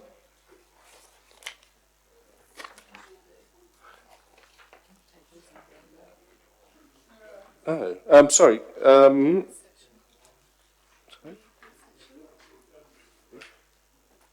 We got any others? Yeah, well, that's all the decisions. We'll just go through them. Okay, 16.1, which is Regional Growth Committee. Can I have... We got 16.1, 16.2 and 16.3. Okay. Can I ask a question? Second, for, no, that's a, just a minute. Councillor Bailey, Councillor Tiley. Councillor Robinson, you wish to question? Normally we just note minutes, we don't endorse them. That's and what I would actually suggest we change that to noting. Well, anyway, they're under decisions now, and they've been moved and seconded, so let's... Anyone wish to speak for or against? Okay, I'll put that to the... Excuse me, I do support Councillor Robinson's suggestion that we note. It's noting, we're not debating it, but we certainly don't have enough information to endorse stuff. So can I have a show of hands, those in favour? Carried.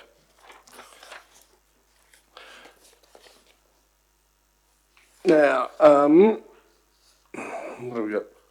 Questions on notice. Those items have all been answered for you. So moving on to the closed sessions.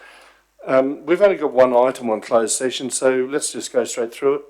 Otherwise, we're going to have a toilet break. But Councillor, visitors, we're going to close session, so if you don't mind...